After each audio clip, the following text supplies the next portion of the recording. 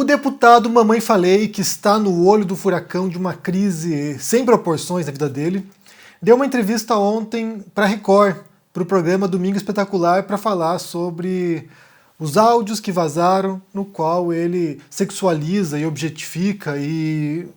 Bem, vocês ouviram aqui, né? A gente falou muito sobre esse assunto, as refugiadas ucranianas.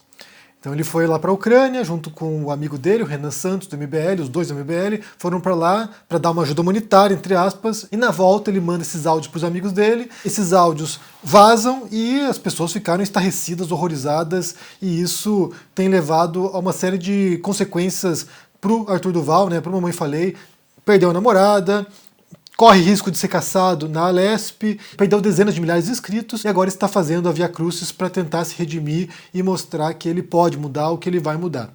E junto com isso, né, ontem mesmo, inclusive, recuperaram um vídeo, um trecho de um vídeo de uma entrevista no Pânico, na Jovem Pan. Nesse vídeo você tem lá o Emílio Surita, que é o líder do Pânico, né, que é o apresentador do Pânico, com o chefe Rick Fogassi, do Masterchef, e eles estão falando, é um vídeo antigo, né, de 2014, sobre as ucranianas também. E ali você tem, em 2014, a invasão russa na Crimeia. Então a Rússia vai e anexa parte do território ucraniano, e isso também gerou naquele momento uma leva, muito menor do que agora, mais de refugiados ucranianos que deixaram a Crimeia e foram para a Ucrânia. E daí você tem Emílio Surita tirando um sarro disso, fazendo piada, entre aspas, aqui, com essa questão humanitária. E ele fala uma coisa que é basicamente, né, em essência, é muito parecida com aquilo que o Mamãe Falei disse esses dias atrás. Eu vou pôr para vocês aqui um trecho desse vídeo, a gente vai ver juntos. Eu não sei se o YouTube vai permitir, porque quando eu ponho trechos da Jovem Pan, eles tesouram, mas eu vou depois em seguida explicar o que eles disseram. Pelo menos a gente tem aqui a garantia de que vocês vão saber do que se trata. Então vamos ver aqui juntos o vídeo da Jovem Pan. Das meninas da Ucrânia que perderam os pais na guerra. 17, 18, 19. Temos Carentes. uma casa. Se você quiser também pode levar. Pode Pode fazer uma colaborar. associação.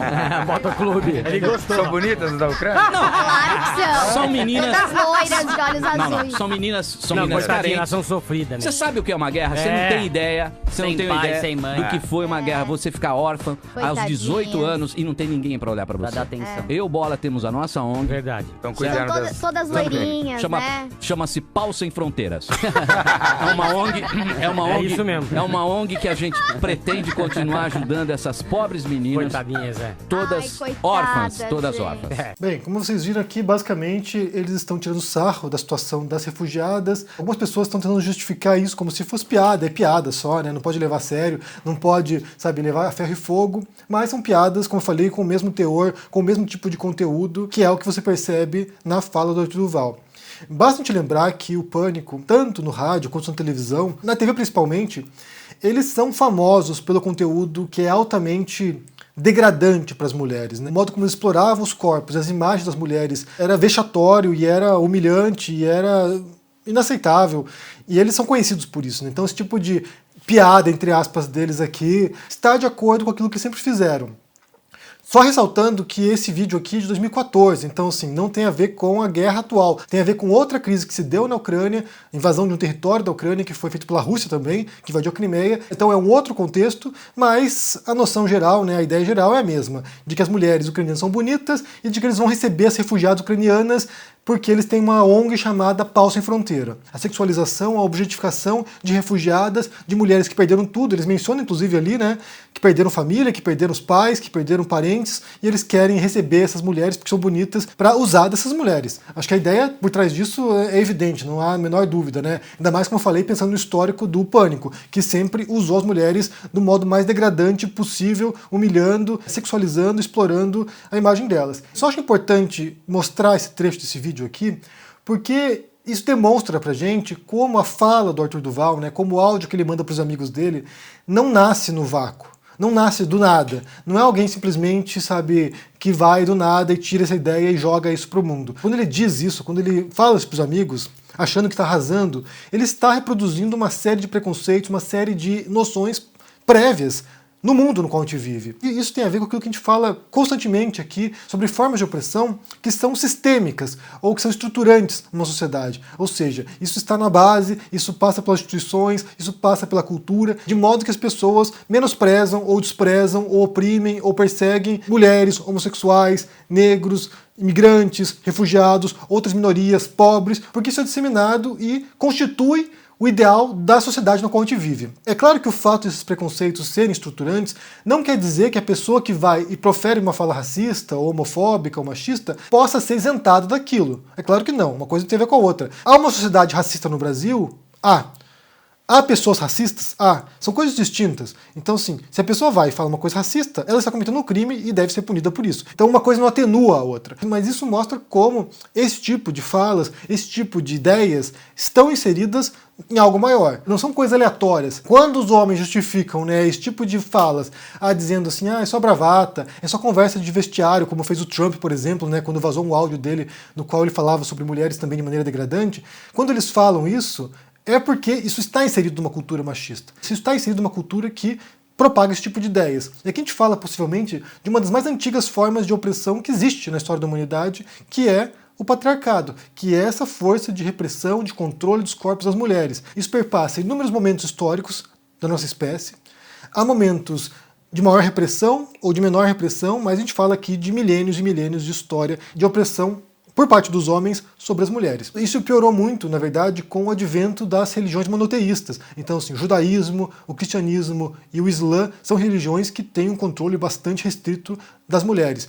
Basta pensar, por exemplo, no Antigo Testamento, você tem trechos lá no qual fala sobre menstruação, sobre roupas que pode usar, sobre apedrejar adúlteras. Então, assim, tem uma noção de controle não apenas dos corpos das mulheres, como também do comportamento das mulheres, como elas podem agir na sociedade. Então, a gente tem que pensar que isso é muito antigo e houve avanços, a gente pode pensar aqui talvez de 150 anos para cá, que de maneira sistemática também passa a haver uma resistência a essas formas de dominação. E dos últimos 60 anos para cá, houve uma enorme transformação social nesse sentido, e as mulheres obtiveram inúmeras conquistas sociais, políticas, culturais, então as coisas mudaram, mas não dá para imaginar que certas ideias tão arraigadas na sociedade vão sumir do dia para a noite. É por isso que tem que haver esse confronto, é por isso que tem que haver essa exposição, tem que haver esse rechaço popular, coletivo, de ideias preconceituosas ou opressoras. Só para você ter uma ideia, por exemplo, quando a gente fala dos maiores clássicos da literatura ocidental, que é a Ilíada, do Homero, poeta grego, que é um poema épico, esse poema épico, né, essa história da Ilíada, é basicamente uma história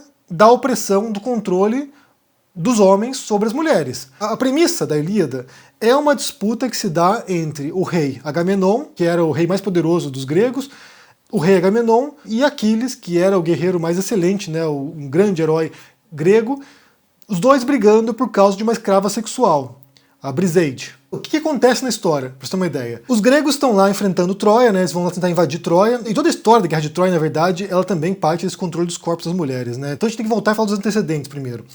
A Guerra de Troia começa porque o Paris, que é um troiano, ele vai lá e sequestra a Helena, que é a esposa do Menelau. A Helena era a mulher mais bonita da Grécia.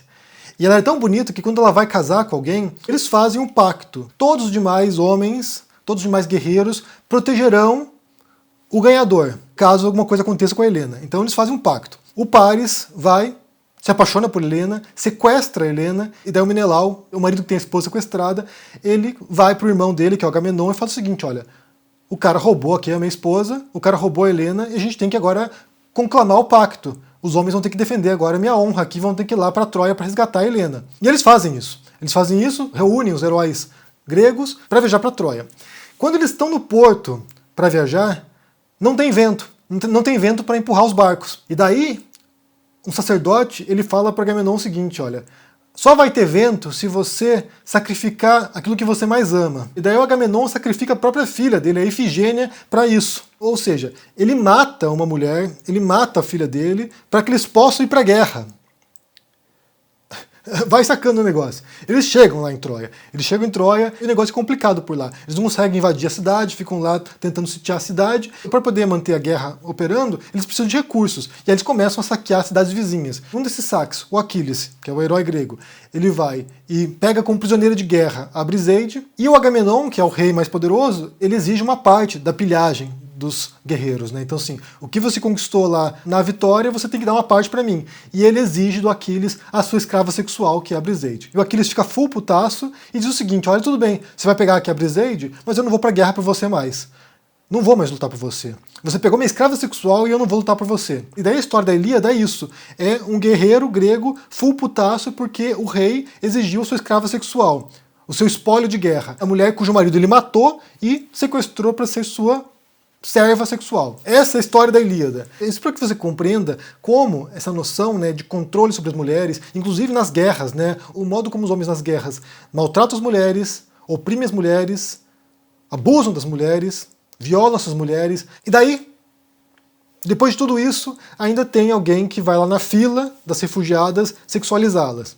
Ou, por exemplo, na rádio, né, como fez o Emílio em 2014. Tirar um sarrinho de refugiadas ucranianas e ele diz lá que ele tem a ONG Pau Sem Fronteira para poder cuidar dessas mulheres. Na entrevista de ontem do Arthur Duval, a impressão que eu tenho, vou ser bem sincero com vocês aqui, é que ele está mais arrependido pelo fato de o áudio ter vazado, e ele fala isso algumas vezes, né? O áudio era privado, era para amigos, não era para ser ouvido por todo mundo, que ele está mais arrependido pelo fato de ter sido pego falando aquilo do que de fato pelo conteúdo. É claro que eu não posso ler a mente dele, não posso saber o que ele pensa sobre isso, mas eu imagino que vai necessitar aí um bom tempo para ele poder, se acontecer, né, ponderar sobre o conteúdo da fala, não apenas a consequência do vazamento do áudio.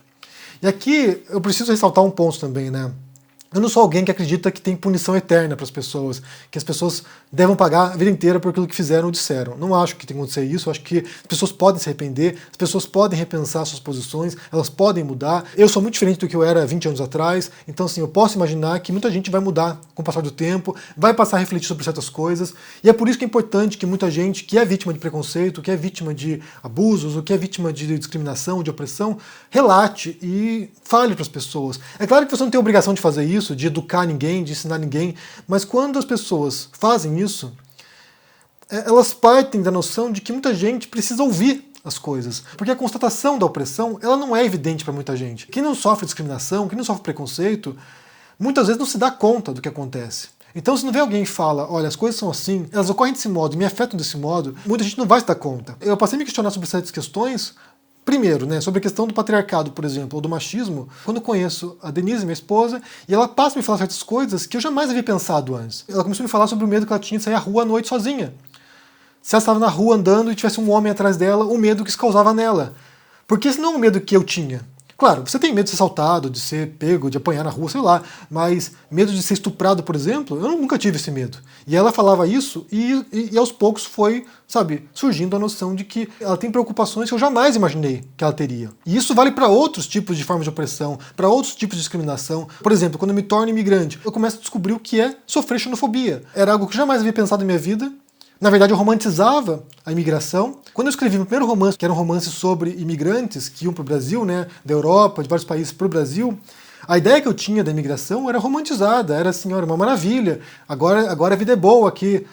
E quando eu me torno imigrante, eu começo a constatar que a vida real do imigrante é diferente, as coisas são diferentes. Os preconceitos que você sofre, as portas fechadas, os obstáculos são muito diferentes. Então, muitas vezes é importante que as pessoas venham e contem, relatem. Como eu falei, você não tem obrigação pessoalmente de fazer isso, mas alguém tem que fazer isso. Alguém tem que se predispor a educar as pessoas sobre o que é a opressão, a discriminação, o preconceito e quais são as consequências reais na vida das pessoas. Alguns aprendem por experiência própria, outros aprendem ouvindo alguém dizendo, contando, relatando, explicando. Então, acho que é um convite importante ser feito. E como eu falei, espero, né, que um dia o Arthur possa mudar, repensar o que ele disse, né, o conteúdo do que ele disse. E aí talvez repensar outras questões além disso. Outras questões que o poriam em contato com certas formas de discriminação que ele considerava como mimimi, ou como besteira, ou como lacração da esquerda. Então, acho que é isso. Eu quero saber o que vocês pensam sobre essa história, da entrevista dele ontem na Record, se vocês viram, e também sobre esse vídeo agora do Pânico que foi resgatado, um vídeo de 2014, e que fala basicamente a mesma coisa que o Arthur Duval falou, isso anos atrás. A gente não fala aqui de século XIX, né? A gente fala de 8 anos atrás. Então, assim, já era um mundo diferente, já tinha no Brasil uma presidente mulher, né? Então, realmente, já não era muito aceitável naquele momento. Mesmo assim, as pessoas levaram com brincadeira. Só piada, quem leva a sério isso, né? Diga o que vocês pensam aí no comentário, deixa o joinha, se inscreva aqui no canal, se torne um membro ou um apoiador para dar uma força e se cuide por aí. Um abração e até mais. Tchau!